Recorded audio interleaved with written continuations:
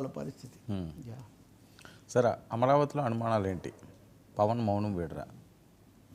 ఇది కూడా మళ్ళీ పవన్ కళ్యాణ్ గురించే బాగా విస్తృతంగా చర్చలోకి వచ్చింది. అందరికి ప్రచారం అయింది ఏంటంటే పవన్ కళ్యాణ్ ఆటంకపరిచారు కాబట్టి, అంటే వద్దు ఇక్కడ మళ్ళీ రెండో పూలింగ్ అంటే కుదరదు, మొదటి దశ పూర్తి చేయకుండానే ఆయన అన్నారు. అందుకే క్యాబినెట్ ప్రకటించలేదని. కానీ చాలా రూఢిగా మనకు తెలుస్తుంది ఈ నెల 24, 25 తేదీల్లో ఈ రెండో దశ పూలింగ్కు ఉత్తర్వు వస్తుంది అని. రెండో దశ పూలింగ్ అంటే ప్రకటించి మళ్ళీ మనం వెనక్కి వెళ్తే ఇది అవుతుందని ఒకటి. రెండో దశ పూలింగ్లో భూమి ఇవ్వడానికి అంతకుముందు ఈయన ఉన్నాడు కదా భాష్యం ప్రవీణ్, ఆయన వెళ్ళి సమావేశాలు పెట్టి సిద్ధం మీరు అన్నీ చెప్పి ఎందుకు తీసుకోలేదని అడిగేవాళ్ళు ఒకవైపు తయారవుతున్నారు. ఇంకోటి ఏమో పదే పదే ఈ సందేహాలు వస్తుంటే ప్రతిష్ట పోతుంది, ప్రెస్టేజ్ పోతుందని భావించే వాళ్ళు ఉన్నారు. అన్నిటినీ మించి కీలకమైంది 26వ తారీఖున చంద్రబాబు నాయుడు గారు లోకేష్తో సహా సింగపూర్కి బయలుదేరుతున్నారు. So Singapore is back in Amaravati. Surbana company, Ascendas, ఎంబ్రిడ్జ్ వీళ్ళందరూ అప్పుడు చేశారు. సో మళ్ళీ వాళ్ళ దగ్గరికి వెళ్ళాలి అనేసరికి అంటే ఇచ్చిన పూలింగ్ ఉత్తర్వులు అవన్నీ అమలు చేయకుండా వెళ్తే మటుకు ఉండదు. కాబట్టి ఇది చేసి అక్కడికి వెళ్ళి వాళ్ళని ఏదో ఒక విధంగా, ఒకవేళ అమరావతి అనే పేరుతో కాకపోతే అర్బన్ ప్లానింగ్ అనో ఇంకోటనో తీసుకొని రావాలనే ఉద్దేశం ఉన్నట్టుగా కనిపిస్తుంది. అందుకని సిఆర్డీఏ అధికార వర్గాలు, అంటే ఇంకా అధికారికంగా రాలేదు కానీ వాళ్ళు చెప్తున్నారు ఈ నెలాఖరులోపు 24, 25న ఈ నోటిఫికేషన్ వస్తుంది. సింగపూర్ వెళ్ళే లోపల దీని మీద మేము క్లాస్ తీసుకొని వస్తాము. ఈ సిఆర్డీఏ సెక్షన్ 55(2)A ఉన్న దాని ప్రకారం ఇదంతా జరుగుతుందని. సింగపూర్ వెళ్ళటమే మళ్ళీ కొత్త ప్లానింగ్. సింగపూర్ కొత్త ప్లాన్ ఇస్తుంది, అలాగే సింగపూర్కు వీళ్ళు కొత్త ఆఫర్స్ ఇస్తారు. మళ్ళీ అమరావతి సింగపూర్ అంటే ఇటు ప్రపంచ బ్యాంక్ చేతుల్లో ఉంది అని అప్పుడప్పుడు మనం మాట్లాడాము. ఇప్పుడు సింగపూర్ కూడా వస్తే సింగపూర్ పాత్ర కూడా పెరిగితే అప్పుడు స్థానిక అధికారులు నిజానికి వాళ్ళ పాత్ర ఇంకా తగ్గిపోతుంటుంది. ఇంకా ప్రజలకు ఏమొస్తుంది అన్న ప్రశ్న కూడా ఉంటుంది.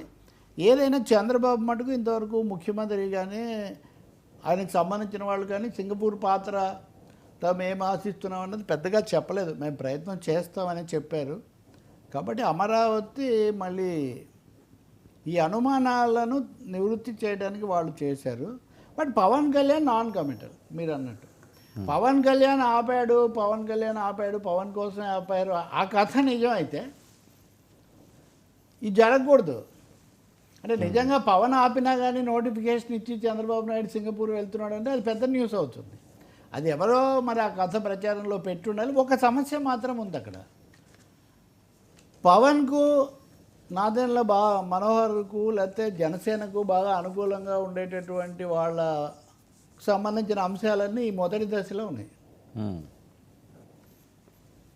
అమరావతి ఫస్ట్ స్టేజ్లో ఇంతవరకు ఆగిపోయిన రాజధాని, ఆ మాటకు వస్తే చంద్రబాబు నాయుడు ఉంటున్న నివాసానికి సంబంధించిన ఆ లింగం అనే వాళ్ళందరూ ఇదంతా ఉంది. కాబట్టి ఇక్కడ క్లాష్ ఆఫ్ ఇంట్రెస్ట్ అన్న క్వశ్చన్ కూడా ఒకటి వచ్చే అవకాశం ఉంది. మొదటి దశలో ఎవరెవరు పెట్టుబడులు పెట్టారు, ఎవరెవరు భూములు తీసుకున్నారు, ఇవన్నీ. కాబట్టి ప్రభుత్వం ఇవన్నీ కూడా క్లారిఫై చేయాల్సి వస్తుంది. ఇంకోటి సింగపూర్ అన్నది గతంలో చేయాల్సింది చేయకుండా మళ్ళీ వీళ్ళు పంపించి వాళ్ళు వెళ్ళిపోయి ఆ తర్వాత ఇంతవరకు వాళ్ళు ఏమి ఇంట్రెస్ట్ చూపించలేదు. సో వాళ్ళ పాత్ర ఎలా ఉంటుంది, ఈ ప్రశ్నలన్నీ ఉన్నాయి. అన్నిటికంటే మించింది నిధులు నిల్లు. ఆ 11,000 కోట్లు ప్రపంచ బ్యాంక్ ఇచ్చిన నిధులు తప్ప వేరే డబ్బులేం లేవు. అటువంటిప్పుడు మళ్ళీ ఒకసారి అమరావతి భూములు కనుక సింగపూర్ వాళ్ళ చేతుల్లో పెట్టి అప్పుడు కూడా అంతే కదా, స్టార్టప్ క్యాపిటల్ ఒక భాగం వాళ్ళకి ఇస్తామన్నారు. దానికోసం ఒక కార్పొరేషన్ ఏర్పాటు చేశారు. సింగపూర్ వాళ్ళకి ఇచ్చిన భూములు అమ్ముడయ్యే వరకు మీరు మిగిలిన అమ్మకూడదని ఆంక్షలు కూడా పెట్టారు. ఇప్పుడు ఏం జరుగుతుంది, చాలా క్వశ్చన్స్ ఉన్నాయి. కానీ అనుమానాలు మటుకు ఇవన్నీ మిగిలి ఉన్నాయి. ఆ రెండో దశ పూలింగ్ నోటీస్ వచ్చిన తర్వాత, నోటీస్ కాదు, ఇవి బహుశా కొంత పరిష్కారం కావచ్చు సింగపూర్లో. కానీ దీనికి ఎండ్ కార్డ్ పడదు. సార్ కేటీఆర్పై సీఎం డ్రగ్స్ బాంబు